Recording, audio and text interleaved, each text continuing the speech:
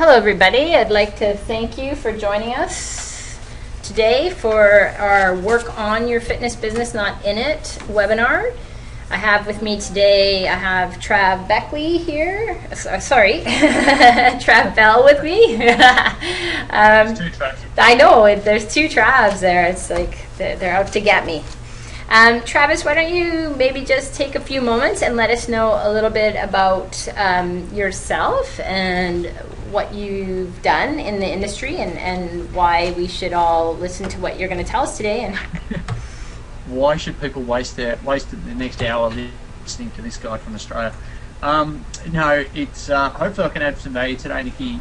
Basically, when this was about 20 years ago, I graduated from a course in physical education down here as an undergrad, and I started a business called New Level Personal Training in my third year of university, and from there there was this thing called personal training, which one of my mentors at uni was kind of doing at the time, and it wasn't a massive industry like it is now. Certainly, there was only a handful of personal trainers in and around Melbourne, and I got very popular very quick, got some amazing results with people, and then started to really, because I had no idea what I was going to do at uni, probably like a lot of people, but I started personal training, got really busy really quick, and I think my record, it was just a mobile personal training business at the time, but my record was 63 one-hour mobile personal training sessions in a week.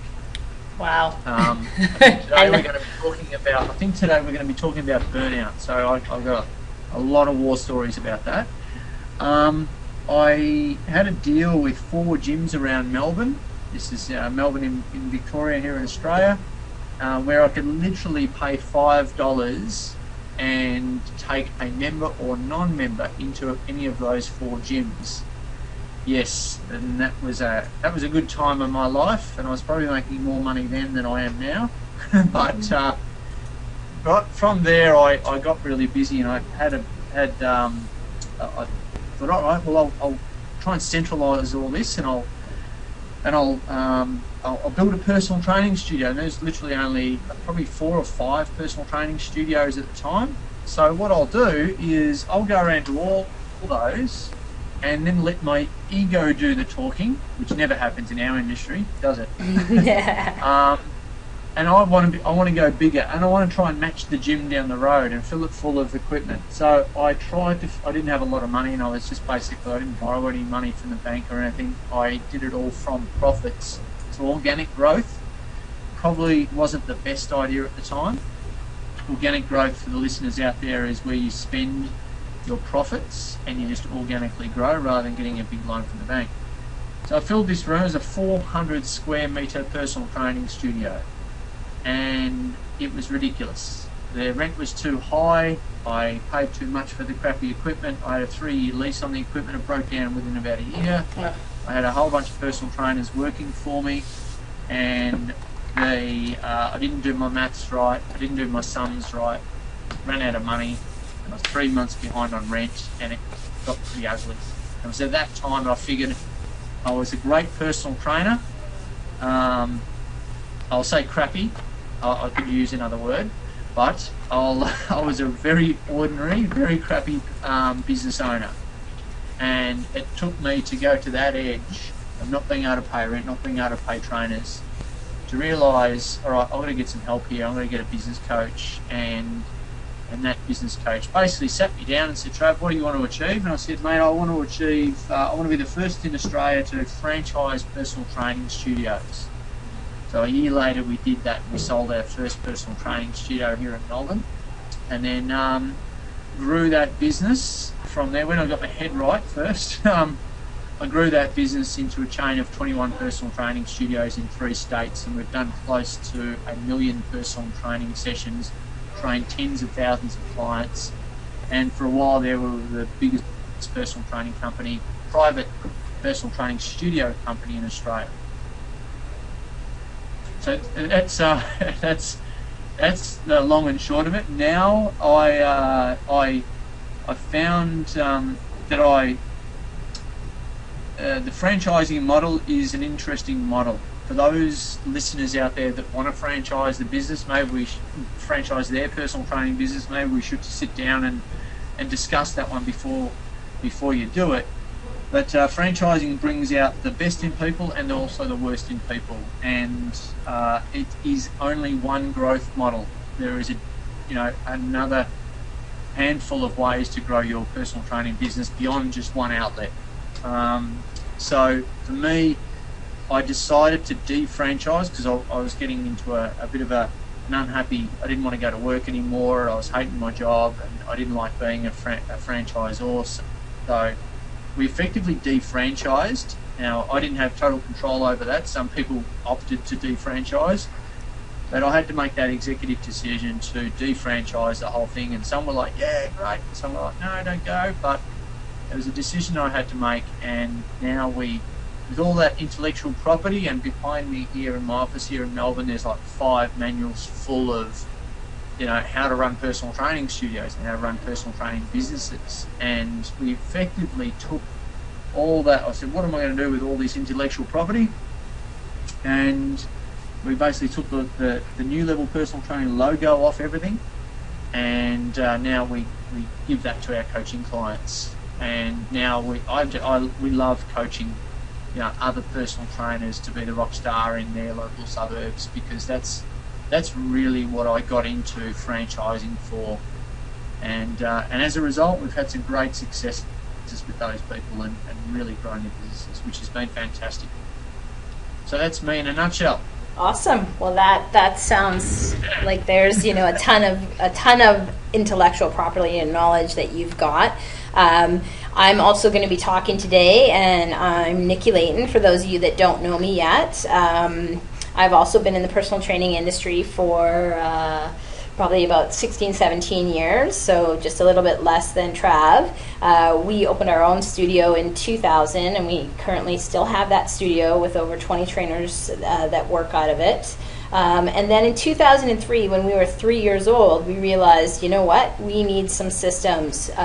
If we want to grow beyond just being a personal trainer, we need some systems in place. And my partner and I both came from a background in the hospitality industry where they use software and they use, systems quite effectively to grow, restaurants and bars and things like that. And so we started looking at, what we'd been exposed to, and started looking at what was available in the fitness industry, and realized that, well, there were software available for the fitness industry. A lot of them weren't really catered to intensive scheduling dependent personal training studio like we were. So at that point, we decided to build our own software, and we started using it internally, and then had quite a few people around town wanting to use our software. And basically in 2007, we rebuilt the software from scratch based on feedback from people that had been using it, and launched it. And we now have a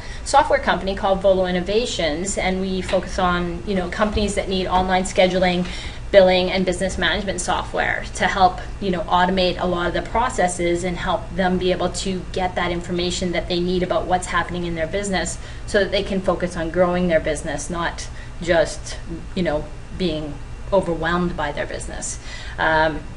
So I since 2008, my focus has kind of come off the training floor more and more and more. So I don't have the millions of hours of training, but I still have a substantial number of personal training hours under my belt, and I know what you guys have been experiencing, and I know what it takes to be on both sides of the floor. So the thing that Trav and I wanted to focus on today was, we wanted to focus on how are we going to give you, our listeners, tools that are going to enable you to learn how to differentiate between when you're a trainer and when you're something other than a trainer. So I wanted to kind of open up with this quote that I read recently. It was by a woman by the name of Lena Claxton, and she said something that was so fitting that I thought this would be a really great place for us to start our conversation. So activity versus action. And in Merriam-Webster's dictionary, they define activity as the quality or state of being active, energetic movement, natural or normal function, a pursuit in which a person is active, or a state of motion. So if I was thinking about your fitness business or my fitness business, I would think about activity is where you feel as if you're spinning your wheels, but you're not actually making progress towards an objective.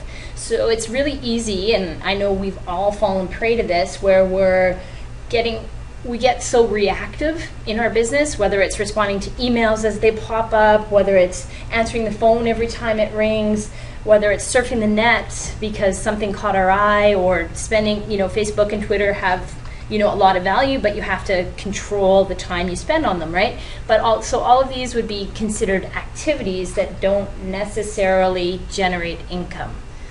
What are your thoughts around that, Trav? Look, yeah, it's spot on. I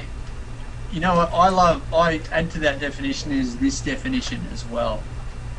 The definition of a business is this, and it's not my definition, it's Brad Sugar's from Action Coach. A business is a commercial, profitable enterprise that works without you. Without so you. Write that down. Yeah, without you. Now I'll define that. But it's a business is a commercial, profitable enterprise that works without you. Nice. It's not just a fitness business, but it's any business.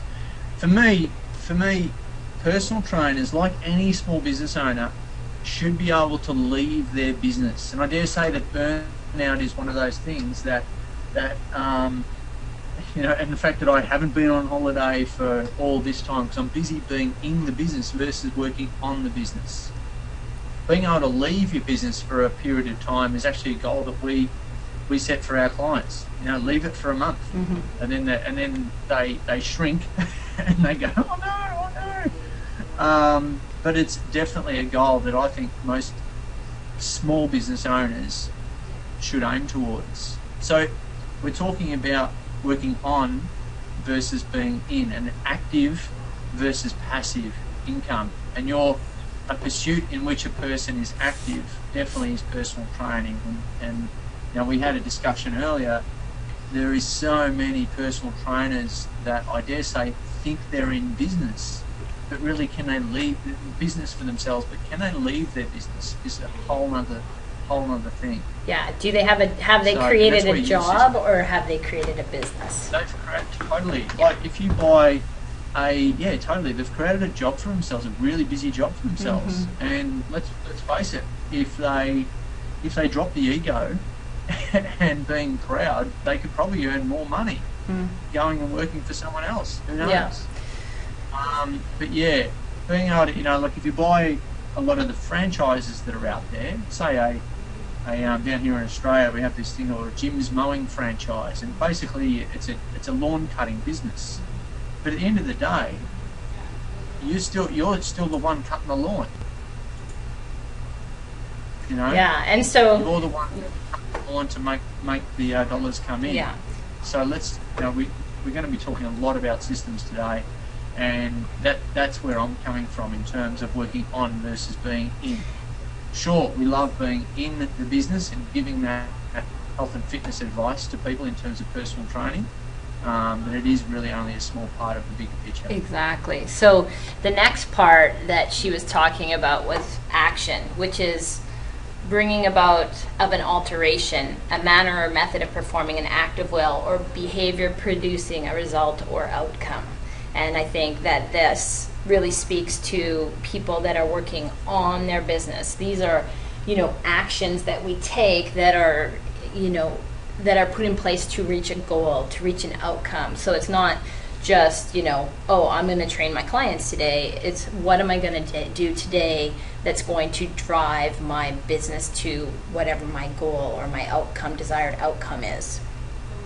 Yeah, spot on. And I heard a rule, a really good little rule that some people might be able to employ out there is do 10 things before 10 a.m.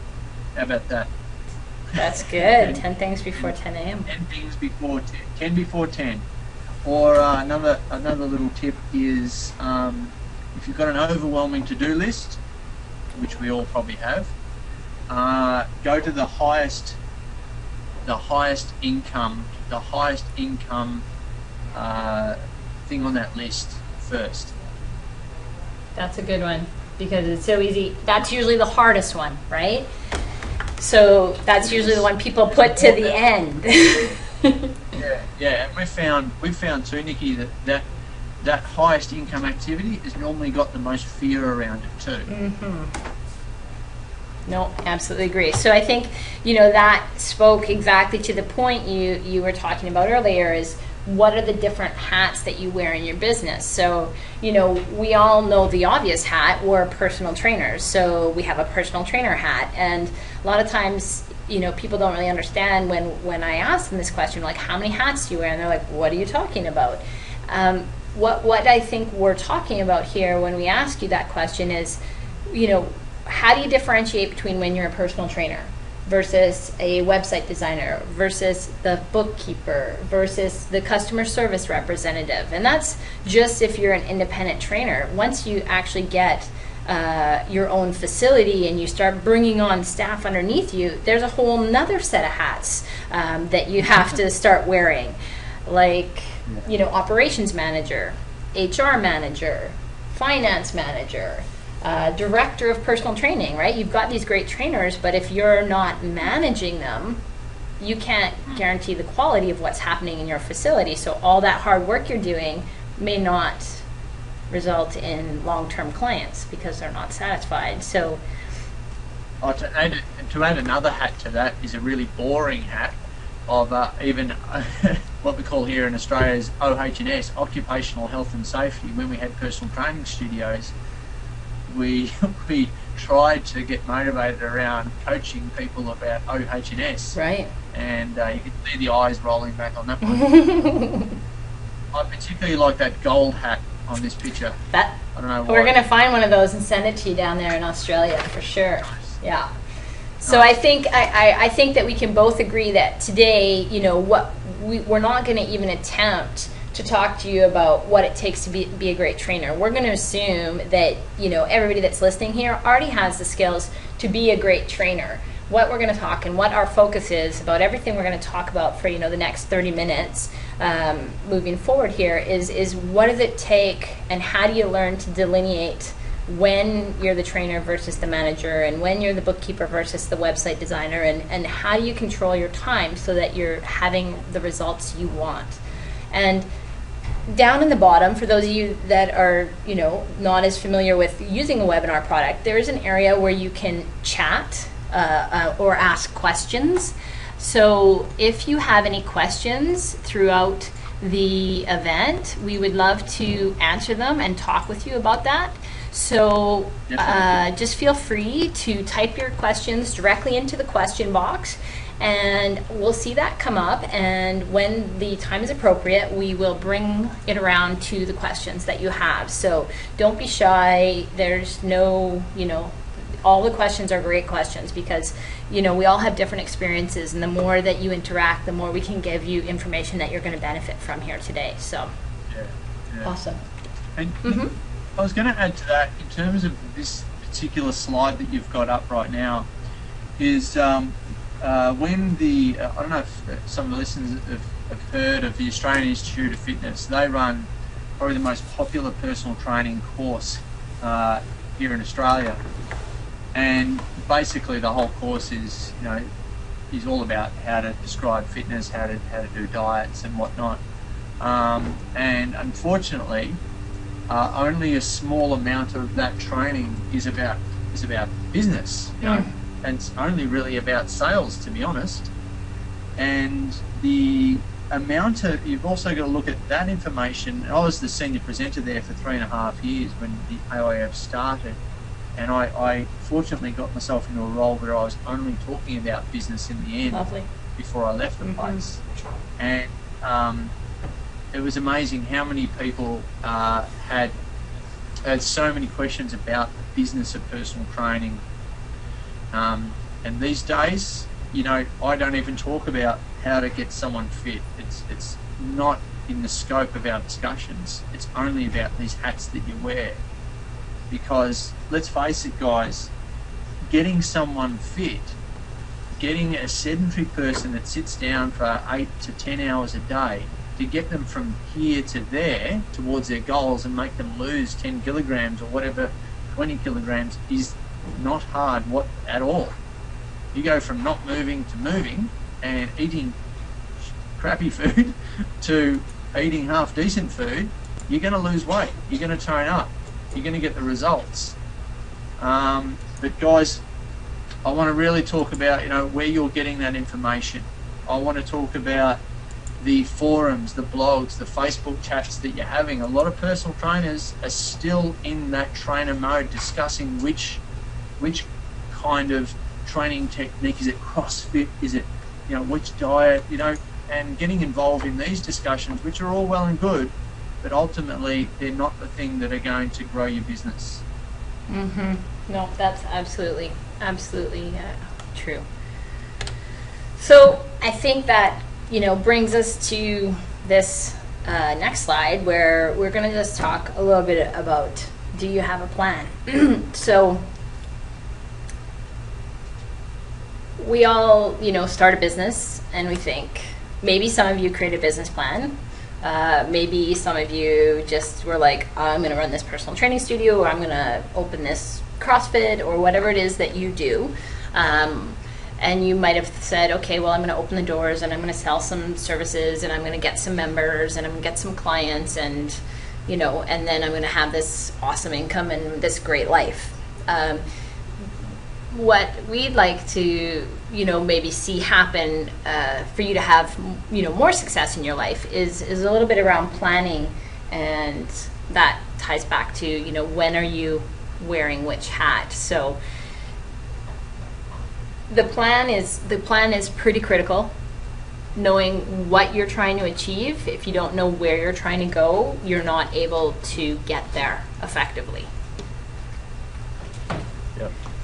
So, you know, creating a plan and then designing meetings to go with that plan are really, really important. And I know a lot of people think, well, I'm just a 1-person, or I'm a 2-person, or I'm a 3-person, you know, company, so I don't need to have these meetings. But even if these meetings are with yourself, or you and your significant other, or you and your work husband or work wife, or whatever it is, these meetings are going to keep you on track and help you accomplish the goals that you want to accomplish in your business. And they're what is going to lead you to having the success that we want you to have in your business. Adding to that, Nikki, if you don't mind, in my experience, there's 2 types of plans. Like, if you're going to write a business plan, there's 2 types of business plans to write. One is the type of plan that we'll all see online, and which is the big drawn out 20-page document. Now that's all well and good, you know, for a brain dumping kind of exercise, and fashioning that into something that is readable and is presentable is really only presentable to a bank. If you need money, then do a big one of those, okay? Or if you're going to show it to a potential investor, which and here's, like, a lot of our personal training studios started by doing joint ventures or partnerships with wealthy clients. Go 50-50. That's a great way to grow, mind you. Get them to put in the money, and for you to put in the effort. Yeah, that's a great way. It's not a bad deal for them, to be honest. If you're going to be professional, be respected, do a plan like that, but only really for those kind of scenarios, bank or investor. I absolutely agree. Now, the other type of plan, because I know planning does a lot of our creative heads in. And I know for me, and for, you know, a lot of business plans are shelved and they're put into a filing cabinet and never referred to ever again. A good resource you might want to look up, guys, is the 1-page business plan. If you haven't seen that, the 1-page business plan is something that is widely used, and it's something that, look, we used in our franchising days. We'd get each of our personal training studio owners to submit their 1-page business plan, And to be honest, on the receiving end of that one-page business plan is really cool. All I want to see is where you are now and where you're going to go in the next 12 months. That's the one-page business plan. Did you use the Rockefeller Habits template? What's Did you use the Rockefeller Habits template for the one-page plan? No. It might be derived from that. Just the one-page business plan, I think, .com. Yeah. This is exactly kind of the one that we use as well. Is one-page plan, and it's like breaks it down to quarters, and it's really effective, people, like super effective. And it creates to-do actions, and some of the to-do actions is what we've got on the screen right now. How does that correlate to their meetings? How does it correlate to daily KPIs, weekly KPIs, monthly KPIs? And you can. The great thing about the one-page business plan, in whatever fashion that you that it comes out, is the fact that you can stick it next to your computer and refer to it every single day, versus just being down in the cupboard. Yeah, and so when you were talking about that, that was exactly the next slide. Is that, you know, people would look at that slide that I had up there before, meetings. I don't have time to get my to-do list done. Why am I going to have a meeting? The meeting is to create the action plan. So every single item in the meeting has to have a who, what, and a when. So who's responsible, what has to get done, and when is it going to be done? Without the action around the meeting notes, then again, no goals get accomplished. Yeah. And look, you and I have got people working for. I'm still running a handful of personal training businesses down here in Melbourne. So where I'm speaking to you right now, our head office is in the back of one of our busiest personal training studios here in Yarraville in Melbourne. And look, I've got staff that work for me. So have you. But my question is, all right, well, what if I'm the only person in my business who, what, well, I've got my name next to every single task. My first piece of advice there, guys, if you are a solopreneur and you want to start getting that team around you, get rid of the stuff that you don't like and concentrate on your strengths as your number one. So if you are crap at the books, then get someone to do the books. I mean, surely you've heard that before. But here's the thing, if you are going to handball anything, if you're going to get other people to do stuff for you and delegate to them, you've got to know exactly what you're giving to them and why, and what to expect back in return. The amount of personal trainers that have got a bookkeeper involved in their business and they don't know what reports to ask for, or they don't know what a P&L or a balance sheet looks like, is frightening. That's absolutely true. So know what you're going to get other people to do. You know what your expectations are. And if you are the solopreneur and you haven't started outsourcing some of that yet, and you have this list from your kind of meeting that you have with yourself, your planning session, and you realize that your to-do list is 12 long, then you have to refocus.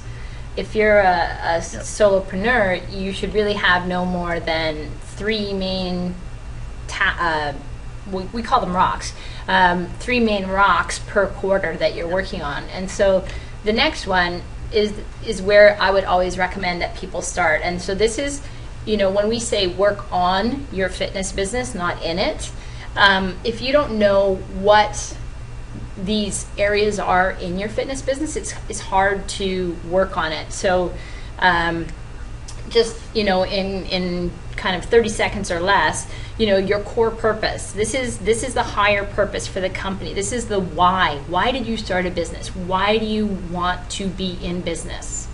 The core values. These are the values, and they're kind of your personal values, but they're also your business values. So these should be a tool that you can use for hiring, for firing, for appraising people. You should be able to tie all aspects of your business back to your values. They're the shoulds and the should nots that guide your organization. So they should be congruent with who you are as a person. And they're like the things that you would take a financial hit to keep your values in place. You know, and an example of that is, you know, at our personal training studio, we have some really strong values around how people, clients, trainers, staff, everybody should be treated. And there was a situation where, you know, one of our clients yelled at me on the floor as I was walking past, and it was very busy. There were, I changed the music. Oh my I changed the music, and Celine Dion, not a yeah. So he got really, really upset, and he started yelling at me in front of about 20 clients, and he started telling me he was going to tell all his friends that he was never coming back, and that was it. And you know, I tried to kind of draw him off to the side and talk to him, and he wasn't having. He wanted to make the scene, and so unfortunately, you know, he stormed out, and I went and talked with my partner Barry, and he stepped in to try and resolve the issue, and I was like, you know, if I didn't want to lose the money for the company, right? I said, you know, it's okay if we can just, you know, kind of brush it under the mat. Let's just let it go. And he said to me, which was like this moment where I just went, oh, you're absolutely right. He said, if he had done that to anybody that worked for us, we would not allow him back in our facility. It's not an appropriate way to treat people. He's like, we have to let him go as a client, because he will do it again and again and again, and he will create negativity in our business. We have to let him go. And so, you know, core value is something you will take a financial hit to protect. So, yeah, definitely do. And that's you know, Jordan Belfort, The Wolf of Wall Street. I don't know if anyone's read that crazy book. He says, I saw him speaking down here in Australia about 2 months ago, and he said a lot of people fail in business. In fact, he was a bit more adamant than that. A lot of people fail in business, and he swears a lot, so I won't repeat what he actually said. People fail in business because their why is not big enough. Exactly. So, adding to that is, you know, I'm also a life coach, and you know, I don't like to use the word life coach, but I do a lot of personal coaching of entrepreneurs, and I always say you've got to, number one, have your life plan, and then have a business plan that fits into your life plan, not the other way around. Sorry guys, I'm not sure what craziness happened there. Yeah, so life plan first, then business plan to fit in with that life plan. You don't create your business then to develop a life plan out of that business. It'll never happen. No, that's absolutely it. So just to quickly run over these other ones in case you're not familiar with them. The BHAG is your big, hairy, audacious goal. So this is like, in a perfect world, if all the planets aligned, what would you like to have accomplished, you know, in your business in like 10 plus years? So this is just like the dream, and you kind of put it up there so that you can think about, you know, what actions year after year are you going to take to help you accomplish that big thing. So, you know, when you first started Trav, that was to franchise and go that route, right? And then you did it, and then your BHAG changed, and now it's to help, you know, fitness professionals be the best that they can be in their environment, right? So this does change. Yeah, it does change, but you need to have kind of like that pinnacle that you're trying to achieve. You do, and one of mine was also, and guided by my coach at the time, was to set my business up to sell it. And that's really uncomfortable for a lot of people, but that's what I actually did. I set my business up to sell it for a profit. Nice. Yeah. That was one of my first That's goals. A good goal. Yeah. X Factor. X Factor is, you know, what is it that you do that makes you different? So, you know, you've probably heard a lot about people talking about niches, you know, find your niche, market to your niche, you know, that sort of thing. The X Factor is similar to that, but it's like, even inside your niche, what is it that you do different? How do you offer your services, or how do you train your staff, or what is that kind of mechanism that you're going to put into your business that's going to be like, this is what we do different? And just for a little example, because sometimes people have a pretty hard time kind of wrapping their head around this, there's a company in the United States called the Container Store. And they have said that great people plus great training equal great results. And so their X factor is that they provide 10 times more training than a typical retailer. So if they had, you know, a competitor, like maybe IKEA would be sort of a competitor to the Container Store, and if IKEA trained, and this is just like throwing numbers out there, but if IKEA trained a new employee, you know, for 3 days, 8 hours a day, 24 hours, to get them comfortable so that they could be helping clients on the floor in the store, the Container Store would train those people for 240 hours before they let them go out there and interact with their clients. So, and I'm not saying that has to be your X factor, but it's little things that can just make such a difference in your business and how your clients perceive your business. And then the brand promise is, you know, that what's that important measurable thing that matters to both you and your customers that helps differentiate you from your competitors. So they kind of work together, but the thing about the brand promise is it really needs to be measurable, and it needs to be important to both you and the people you're selling to. Yeah. And then, you know, sandbox, this is where do you work geographically? A lot of times personal trainers are working in a very specific town. They might also only work in a specific suburb of that town, a specific neighborhood of that suburb. You know, are you trying to market, you know, nationally because you want to franchise your company? Or are you trying to just, you know, be in, you know, one little suburb or one big suburb or whatever it is? So know where you want to play geographically so that you can really help stay focused on the tools you're using. Yeah, and personal training businesses, we've done demographic studies, and we know that in some of our personal training studios, that 70%, the one that I'm in right now, 70% of our clients live within 2.5 kilometres of our studios, of this studio in particular. Yeah. So why even market to 3 kilometres away? No, I think you're absolutely right. Just flood your local community. Yeah. Can't emphasize that enough. And then the final one is the rock, and this is one that, you know, no matter what word you use for it, the rock is kind of what becomes the center of your plan. So these are bigger than goals. You know, you can have goals that are big, but they're totally possible. But rocks are something that's going to require, you know, you, most of your team, whatever, to crush. The rock is something that's going to help increase revenue in your business. Yeah. So, you know, if we were just thinking about that as kind of, you know, the first meeting, you sit down, you work on that one-page plan that we were talking about. Because I absolutely agree. When I say, what's your plan? This is not like a 20-page business plan to send for money. This is the plan that you live and breathe every day.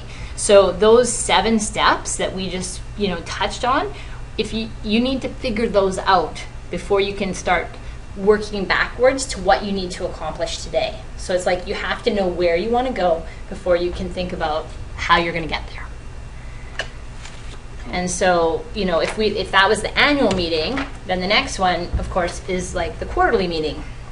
And so especially, you know, I've been, you know, in that startup mode with the software company in the last few years, and where you don't have a lot of staff. And so you have to pick one thing per quarter that you're going to focus on. And you can only focus on one thing per quarter. Even if you had 100 people working for you, you have to pick one, and you have to focus on that one per quarter. So really, usually you're going to choose one of 4 things. You're going to focus on your people, getting the right people, hiring the right people, training the right people. You're going to focus on strategy. So this could be a new pricing structure you want to roll out. This could be entering into corporate fitness. This could be, you know, becoming a franchisor or a franchisee. You're going to work on strategy. Or you have a strategy that you focused on last quarter, and now you want to work on executing that. Like, you've got all the pieces, you understand what you want to do, you've got the systems, now you need to execute to drive business. or you're going to focus on cash. So that means, how do I cut it? How do I make it? Whatever that is. And then you're going to define 1 to 5 rocks, depending how many people in your team, on how to focus on that quarter, on that thing. Yeah. What are your thoughts around that? Around when we coach our personal trainers, we concentrate on 4 main systems, and those systems are HR, which is people, the money, the finance, sales and marketing, and operations, which includes health. The personal training system under the operations is personal training system, health profiling system, and results system. If you're running group training, then that falls under there as well. So there's 4 main systems. Again, HR, operations, money, sales and marketing. Most coaches, I think, that are in the game of personal coaching only concentrate on really 1 or maybe 2 at a stretch of those things. And the main one that they concentrate on is how to get more clients. That's, if you're running good business, guys, how to get more clients is not that hard. How to keep them is a whole other strategy, and that's where your systems come into play. And can I, Nikki, can I give a?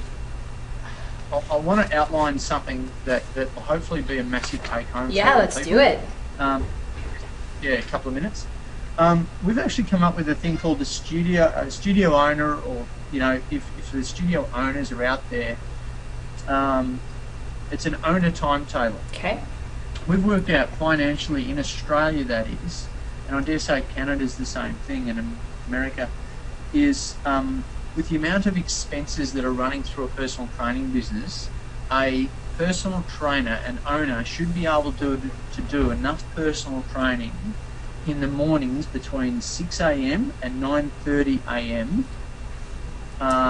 To do enough personal training in that time, and that equates to about 40 half-an-hour personal training sessions a week. We do half-an-hour personal training sessions. That's a whole other discussion, but half-an-hour personal training sessions a week, that should reveal, those 40 sessions should reveal enough money to cover all expenses, and you only work between the hours of 6 and 9:30 Monday through Friday, and 7 till 9:30 on a Saturday.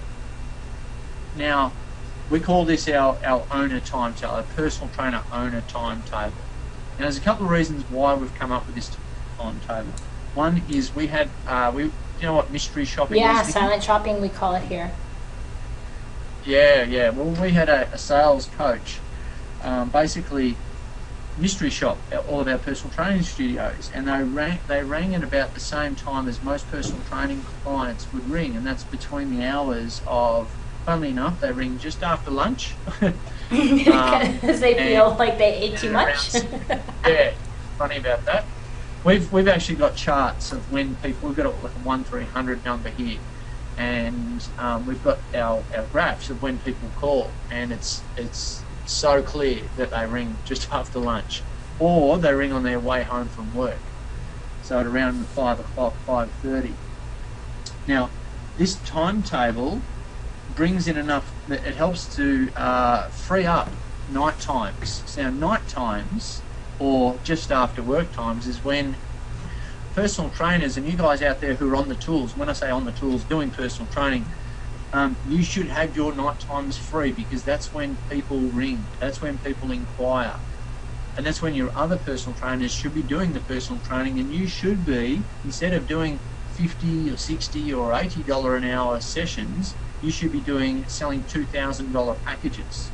So instead of doing $80 per hour, you should be doing $2,000 per hour. How does that sound? I like the way that sounds. Yeah. We've had a tendency to sell big packages that basically mirror the kind of result that most of our personal training clients want. And I think more trainers should do that, rather than selling these 10 packs. That doesn't mean anything.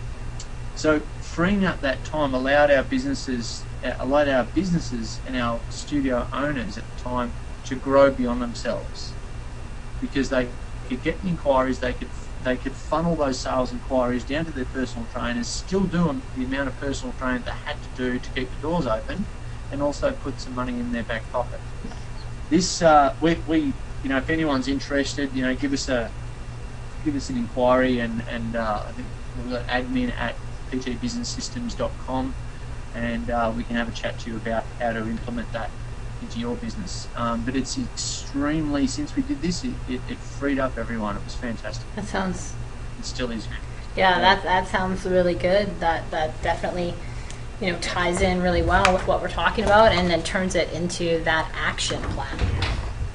Look, and as you know, Nikki, it's all about systems. Absolutely. So we've talked a lot about quarterly meetings, how to turn that into action, how to focus on one thing at a time and create those rocks to help you drive your focus around that. And so whether you're just yourself or working with someone else, you want to reassess every quarter. You know, you have these systems, maybe they're working really well, but maybe they're not. And so you need to be asking yourself, what should we start doing this quarter? What should we stop doing? You know, and maybe don't hesitate to reach out to your clients and say, you know, what do you find is not effective, or what do you find doesn't make you happy, or, you know, is it something about the format of the training sessions? Is it something about how they have to interact with you on the phone when they want to book an appointment? You know, and so that feedback from your customers, from your clients, is really important as well. And then, you know, what should you keep? What's working really well, and we need to keep doing this.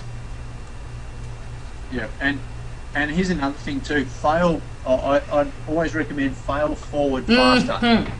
A lot of people sit on the fence with some of these decisions and some of these actions that they've got to do every day.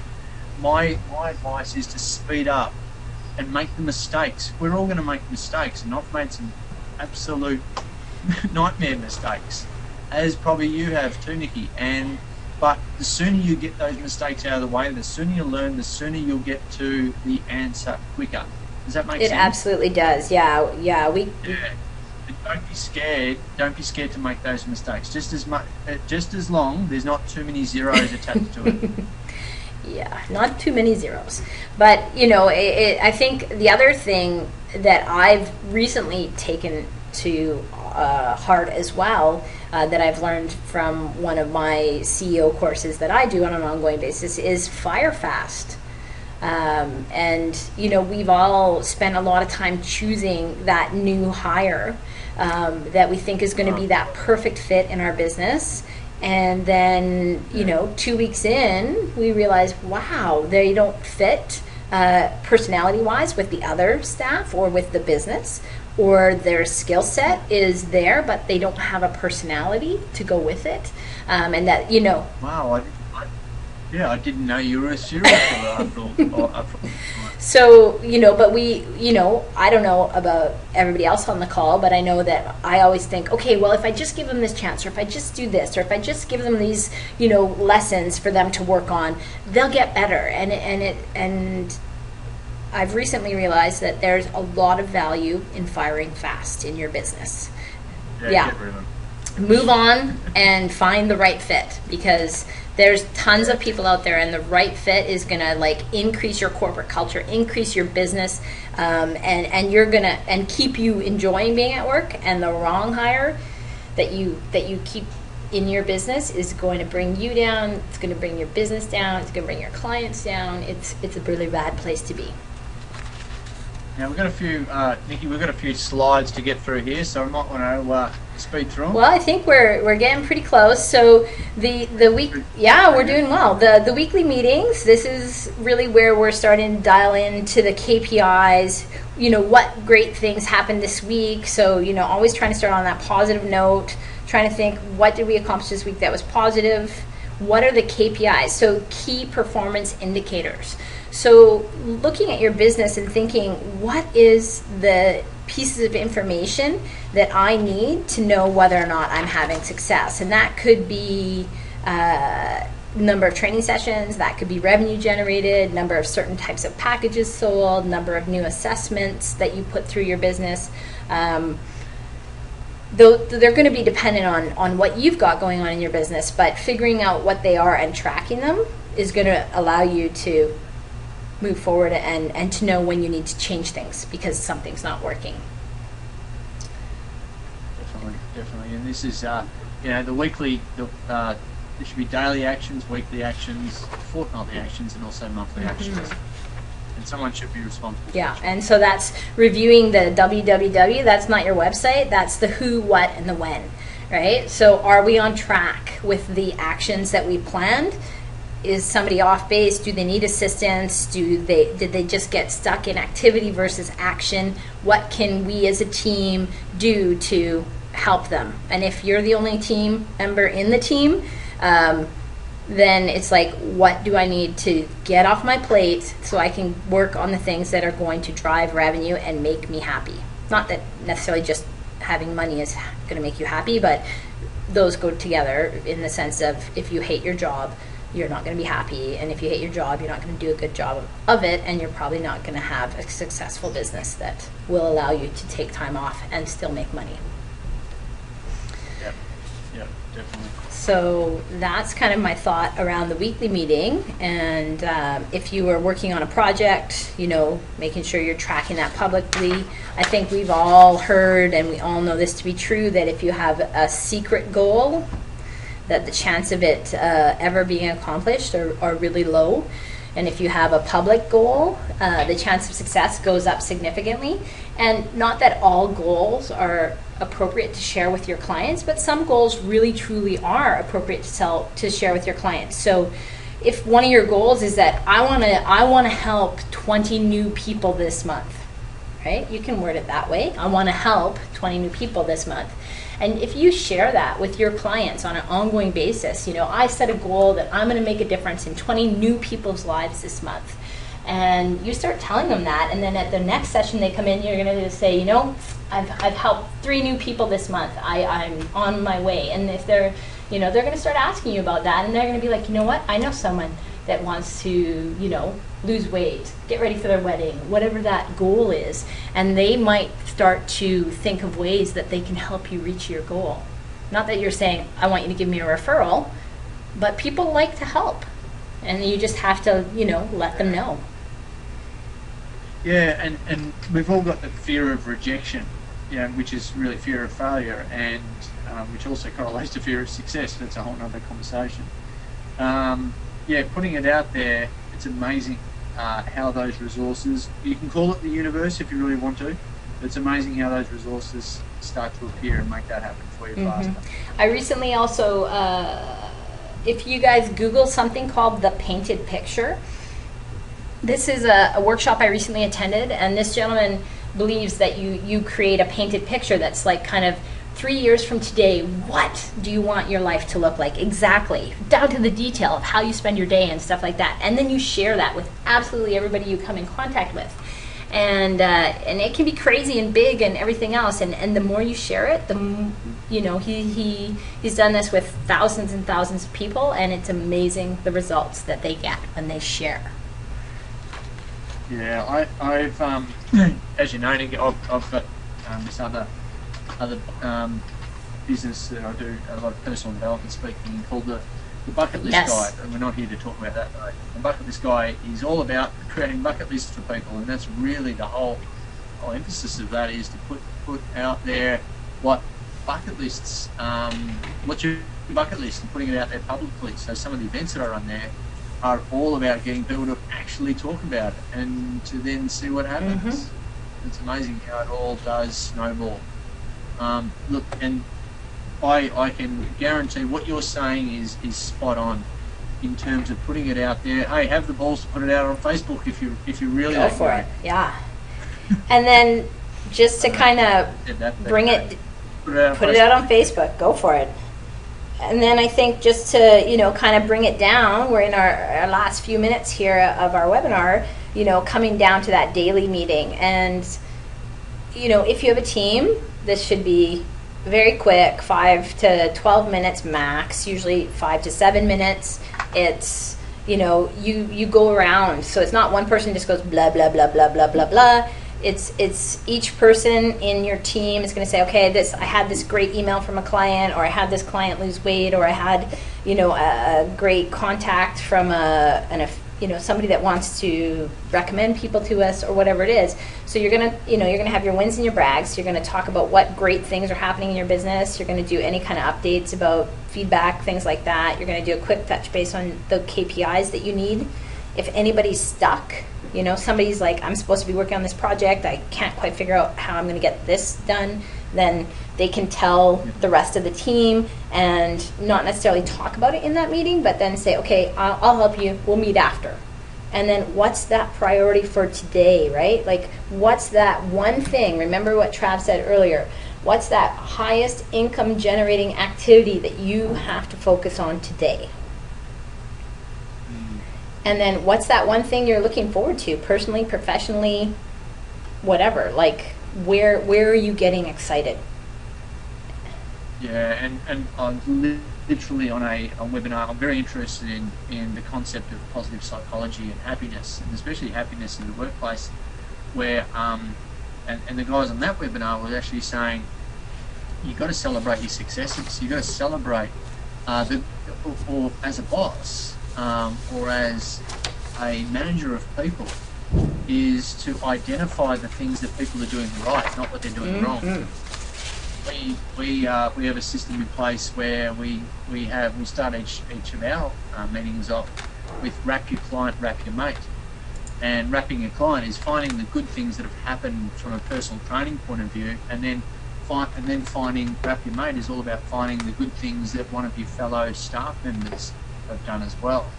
So you start things off in a positive, and it's identifying that positive. I'd really like to ramp that up and put some rewards around that, rather than concentrate. And then people are seeking those rewards, just like a little kid. Absolutely. we're all little kids, just growing into adults. Yeah, I think that is absolutely nails it on the head. So that was, I think, really kind of the summary of how, there's a million things that people can do, but by implementing systems into their business, by being able to create a plan, an action plan that they can live and breathe every day, and using some meeting structure to help them keep moving forward versus getting kind of caught in this loop of activity that doesn't produce results. I think that you're going to start to have a fitness business that's going to be that business that produces income even when you're not physically there, which is, I think, the dream that we all have.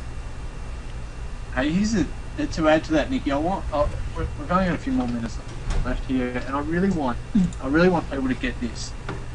I want them to get the fact that there is so many people in the world that need all of our help, right? And they're definitely willing to pay for it. You just got to provide a professional. Here's the thing: is to go from a hobby business to a business, a hobby business to a business. Okay, and that's a defining moment when owners get serious about their business.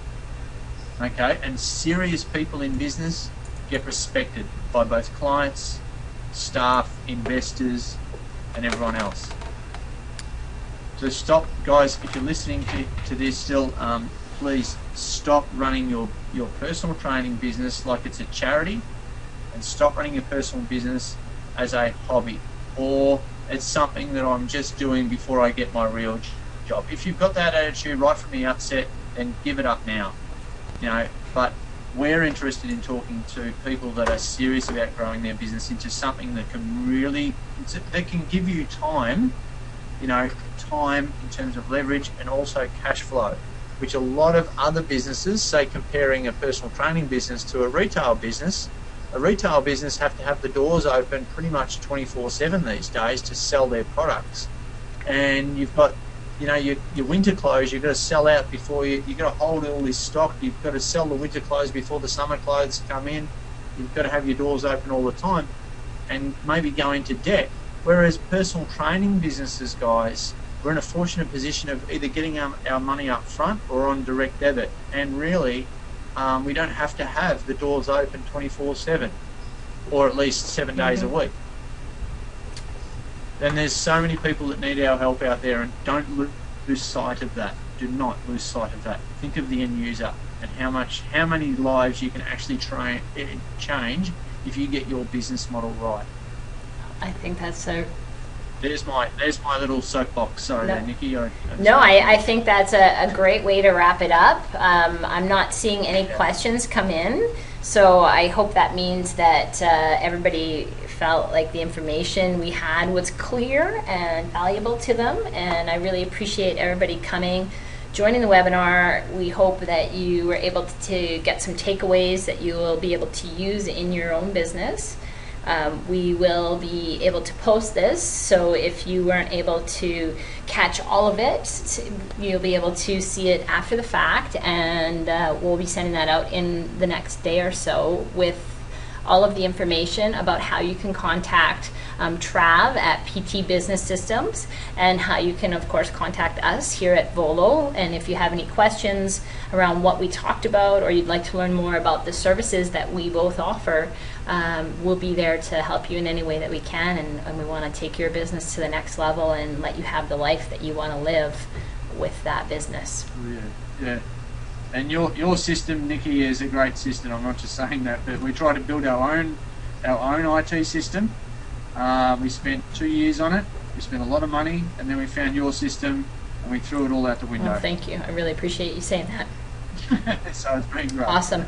Well, have a great day, Trav, and it was good talking with you. And thank you again, everybody, for joining our webinar. And we hope you have an awesome day or night, depending on what side of the world you're on right now. And have an awesome day.